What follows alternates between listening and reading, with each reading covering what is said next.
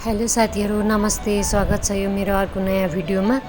आज चाहिँ मैले गाउँले स्टाइलमा काउले फुलगोबीको चाहिँ मैले सब्जी बनाउन गइरहेको छु। मैले चाहिँ यहाँनेरि 3टा आलु 2टा टमाटर मिक्स गरेर चाहिँ बनाउन गइरहेको छु। मैले चाहिँ कराई बसाइसकेको छु। यहाँनेरि चाहिँ म तेल एड गर्दै छु। मैले चाहिँ यतिको तेल हालेर बनाउँछु।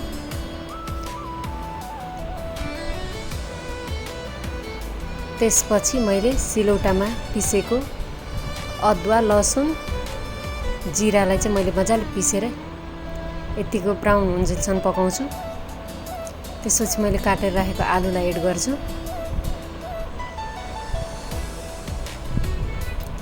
आलुलाई पनि राम्रोसँग मसलामा मिलाउने, हल्का ब्राउन हुनेसम्म पकाउने। आलुलाई पनि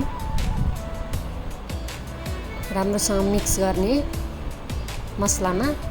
राम्रोसँग मसलामा मिलाएपछि त्यसपछि मैले धोएर राखेको फुलगोबीलाई चाहिँ एड गर्दैछु।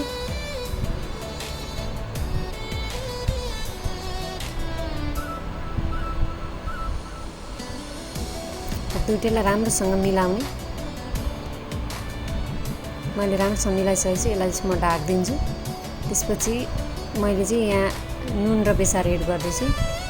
राम्रोसँग मिक्स गर्ने। हेर्न सक्नुहुन्छ यतिको भएर पाकेको छ। अब यहाँनेरि मैले टमाटर एड गर्दैछु। फुलगोबीबाट चाहिँ पानी निस्केको छ।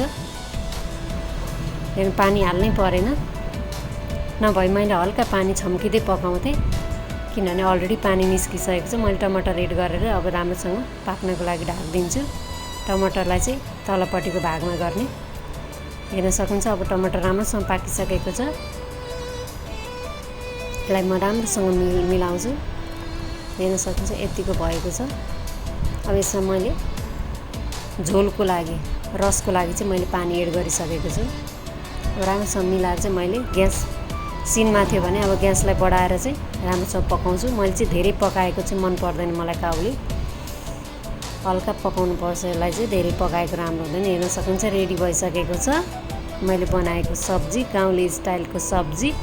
हजुरहरु पनि एकचोटि बनाएर ट्राई गर्नुहोस् है। Thank you so much.